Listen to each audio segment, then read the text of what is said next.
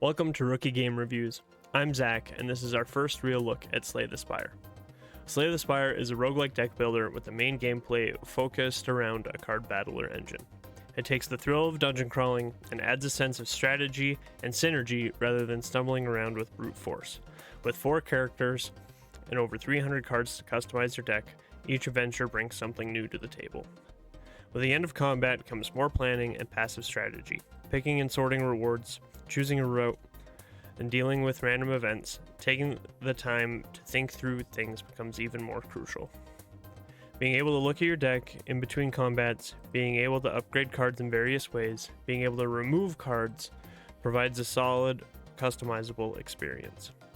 Working off of an energy system similar to Hearthstone, finding a solid recipe for your cards is critical. If you can only play 3 cards, and they aren't cards that give you a net positive, your turn can quickly feel wasted.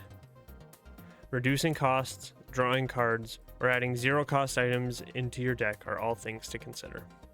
Things like potions and artifacts also add to the system, which can save your life when it really matters the most. Creating buffs, providing draw power, or adding zero-cost cards to your deck are just the beginning. With each artifact and card addition you make, your overall possibilities also grow. Honestly, I truly love this game.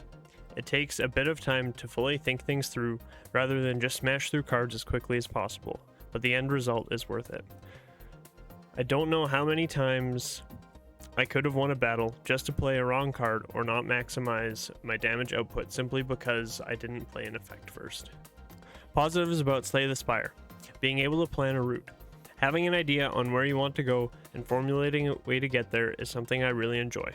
Maximizing your stops by a shop or hitting event spaces can make all the difference when you need to actually fight a boss, compared to just smashing through each encounter.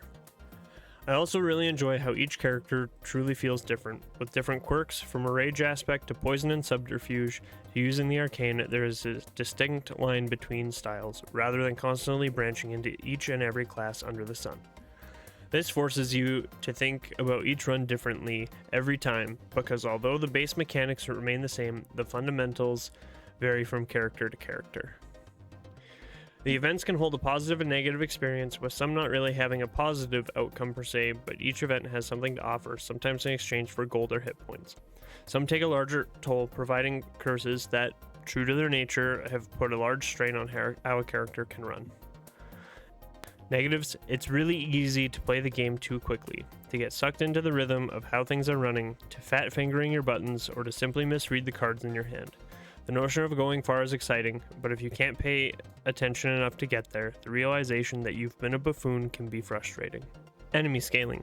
During my time, it has seemed like some of the enemies suddenly ramped up on the third act. Some hit significantly harder, some give more serious buffs, and others have insane amounts of HP or new abilities.